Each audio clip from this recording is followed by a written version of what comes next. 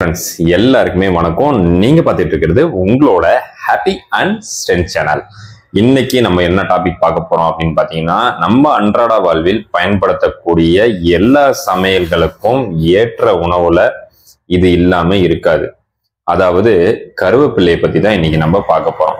சைவமா இருந்தாலும் சரி, அசைவமா இருந்தாலும் சரி, அது மட்டும் இல்லாம ஒரு சின்ன பொரியலா இருந்தாலும் சரி, இந்த கருவேப்பிள்ளை இல்லாம நம்ம சமைக்கவே மாட்டோம். இந்த கருவேப்பிள்ளைய நிறைய பேர் என்ன பண்ணுவாங்கன்னா, சாப்பாட்டுல ஒதுக்கி வச்சு சாப்பிடுவாங்க. இந்த கருவேப்பிள்ளையோட நன்மைகள் மற்றும் அதனோட பயன்களை பத்தி தான் இன்னைக்கு நம்ம இந்த நிகழ்ச்சியில பார்க்க போறோம். அதுக்கு முன்னாடி நம்ம சேனலை இப்பதான் ஃபர்ஸ்ட் டைமா பாக்குறீங்கன்னா மறக்காம சப்ஸ்கிரைப் பட்டன் அழுத்துங்க. அதுக்கு பக்கத்துலயே ஒரு பெல் ஐக்கான் இருக்கும், கிளிக் பண்ணிட்டீங்கன்னா ஒவ்வொரு நோட்டிபிகேஷனா உங்களுக்கு தேடி வரும். என்ன ஆகுது அப்படின்னு பாத்தீங்கன்னா, ஒவ்வொரு வேலையும் நம்ம சாப்பிடும் போது சில பொருட்களை தவிர்த்து ஒதுக்கி வச்சுட்டு தான் நம்ம சாப்பிட்றோம். அப்படி பார்க்கும்போது இந்த கருவேப்பிலையும் அதுல ஒண்ணு. இதுல கார்போஹைட்ரேட், மெக்னீசியம், பாஸ்பரஸ், இரும்புச்சத்து, கால்சியம், நார்ச்சத்துக்கள் இது எல்லாமே நிறைஞ்சு இதுல காணப்படுது. அது மட்டும் இல்லாம vitamin A, vitamin B, vitamin C இதுல எல்லாமே நிறைஞ்சு காணப்படுதுங்க. கருவேப்பிலையில இரும்பு சத்துகளும் போலிக் அமிலங்களும் நிறைஞ்சிருக்கனால நம்ம உடல்ல ஏற்படக்கூடிய இரத்த சோகை பிரச்சனையை இதை வெகுவா குறைக்குது. நம்ம உடல்ல ஹீமோகுளோபின் கம்மியா இருந்துச்சுன்னா அதை ரைஸ் பண்ணி மேல கொண்டு வர்றதுக்காக இது ரொம்பவே உதவியா இருக்கு.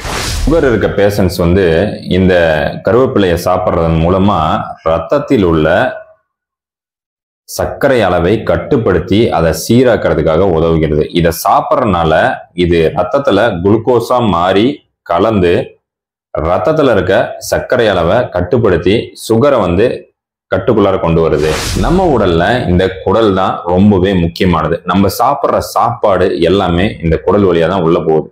இதுல என்ன பிரச்சனைகள் ஏற்படுது அப்படின்னு பாத்தீங்கன்னா, வயிறு உப்புசம், மலச்சிக்கல், அது மட்டும் இல்லாம ஜீரணமின்மை, இந்த மாதிரி பிரச்சனை எல்லாம் ஏற்படுது. இந்த பிரச்சனைகளை சரி கட்டுறதுக்காக இந்த கருவேப்பிலையை நம்ம சாப்பிட்டோம்னா இந்த செரிமான பிரச்சனை, குடல் பிரச்சனை எல்லாமே கம்ப்ளீட்டா சரி பண்ணுது. ஏன் அப்படின்னு கேட்டீங்கன்னா, இதுல நார்ச்சத்துக்கள் ரொம்பவே அதிகமா இருக்கறனால இந்த பிரச்சனைகள் எல்லாம் சரி பண்றதுக்கான நிறைய வாய்ப்புகள் இந்த கருவேப்பிலையில இருக்கு. நம்ம எல்லாருக்குமே தலைமுடியும் ஸ்கின்னும் அழகா இருக்கணும் அப்படிங்கிற ஒரு ஆசை இருக்கும். அப்படி இந்த ஆசை இருக்கும்போது என்ன பண்றது அப்படின்னா, இந்த கருவேப்பிலையை நம்ம சாப்பிட்டுட்டு வர்றதுனால இளநரை இருந்துச்சுன்னா அது சீராகிறதுக்கான நிறைய வாய்ப்புகள் இருக்கு. அது மட்டும் இல்லாம முடி கம்மியா வளருது அப்படின்னு பாத்தீங்கன்னா, இரும்பு சத்து ரொம்ப முக்கியமான ஒரு விஷயம். இந்த இரும்பு சத்து அதிகமாகும் போது என்ன பாத்தீங்கன்னா, முடி வளர்ச்சி இன்னும் கொஞ்சம் உங்களுக்கு அதிகமா வளர்றதுக்கான நிறைய வாய்ப்புகள் இருக்கு. இந்த கருவேப்பிள்ளைய நார்மலா நீங்க காலையில ஒரு டம்ளர் கருவேப்பிள்ளைய வச்சு கொதிக்க வச்சு நீங்க குடிக்கிறதுனால இதுல ஆன்டி ஆக்சிடென்ட் ரொம்ப அதிகமா இருக்கிறதுனால உங்க சருமங்கள் டெட் செல்ஸ் கிளியர் பண்ணி புது செல்ஸ்களை உற்பத்தி ஆக வைக்குது. அதனால உங்க சருமமும் நல்ல பொலிவா இருக்கிறதுக்கு இது ரொம்ப ஏதுவா அமையுது. என்ன பண்றோம்னா, கொலஸ்ட்ரால்ல ரொம்பவே பாதிக்கப்பட்டிருக்கும். இந்த கொலஸ்ட்ரால் எப்படி உருவாகுது அப்படின்னு பாத்தீங்கன்னா, நிறைய ஆயில் ஐட்டங்கள் சாப்பிட்றதுனாலையும் மற்ற மட்டன், சிக்கன் இந்த மாதிரி சாப்பிட்றதுனாலையும் கொலஸ்ட்ரால் உருவாகிறதுக்கான நிறைய காரணங்கள் இருக்கு. வேறு வேறு காரணங்களும் இருக்கு. இந்த கொலஸ்ட்ராலை கம்மி பண்றதுக்கு கருவேப்பிள்ளையோட பங்கு ரொம்பவே முக்கியத்துவம் தான். இந்த கருவேப்பிள்ளையை நம்ம சாப்பிட்றதுனால என்ன ஆகுது அப்படின்னு பாத்தீங்கன்னா, நம்ம உடம்புல இருக்க கெட்ட கொலஸ்ட்ரால் கம்மியாகி நல்ல கொலஸ்ட்ரால் அதிகமாகிறதுக்கு நிறைய வாய்ப்புகள் இருக்கு. கொலஸ்ட்ரால் லெவலை கண்ட்ரோல் பண்றதுக்கு இந்த கருவேப்பிலை ரொம்பவே முக்கியம் வாய்ந்த ஒண்ணா கருதப்படுது.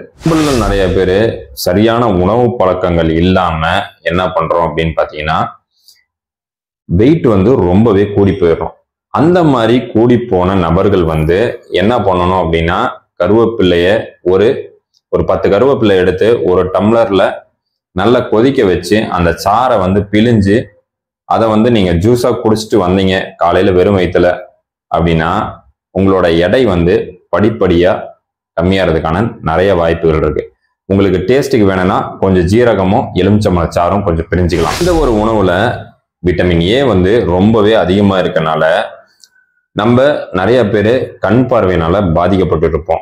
அந்த மாதிரி இருக்கிறவங்க இந்த கருவேப்பிலையை நீங்க ரெகுலரா எடுத்துட்டு வந்தீங்க அப்படின்னா கண் பார்வை குறைபாட்டுல உங்களை கண்ட்ரோல் பண்றதுக்கு ரொம்பவே யூஸ்ஃபுல்லா. கல்லீரல் பகுதிக்கு ரொம்பவே ஏற்ற உணவு அப்படின்னு சொல்றாங்க. கல்லீரல் செல்களை புத்துணர்ச்சி அடைய செய்து கல்லீரலை நல்லபடியா பாதுகாக்கிறதுக்கு, அதை பலப்படுத்துறதுக்கும் இது உதவியா இருக்கு. இத்தனை நாளா இந்த கருவேப்பிள்ளையோட அருமையை நம்ம தெரியாம சாப்பாட்டுல ஒதுக்கி ஒதுக்கி வச்சுட்டு நம்ம சாப்பாடு மட்டும் சாப்பிட்டுட்டு இருந்திருப்போம். இன்னைக்கு இந்த கருவேப்பிள்ளையை பத்தி நல்ல விதமா நம்ம நிறைய தெரிஞ்சுக்கிட்டோம். அது மட்டும் இல்லாம இந்த கருவேப்பிள்ளைய கொஞ்சமா அப்படியே தூவி நம்ம சாப்பிடணும் அப்படின்னு மட்டும் இல்ல, இந்த கருவேப்பிள்ளையில ஒரு துவையலாவோ அல்லது ஒரு கஷாயமாவோ ஒரு ஜூஸாவோ நீங்க செஞ்சு சாப்பிடலாம். அப்படி செஞ்சீங்கன்னா நோ சைடு எஃபெக்ட், எல்லாமே ரொம்பவே நல்லது. அது மட்டும் இல்லாம இந்த ரொம்ப யூஸ்ஃபுல்லா இருந்துச்சுன்னா இந்த நிகழ்ச்சி மறக்காம லைக் பட்டன் அழுத்துங்க, உங்க ஃப்ரெண்ட்ஸுக்கெல்லாம் ஷேர் பண்ணுங்க. இதை பத்தி உங்களுக்கு வேற ஏதாச்சும் டவுட் இருந்துச்சுன்னா மறக்காம என்னோட கமெண்ட் பாக்ஸ்ல கமெண்ட் பண்ணுங்க. நன்றி. மீண்டும் வேறு புதிய நிகழ்ச்சியோட உங்களை நான் சந்திக்கிறேன்.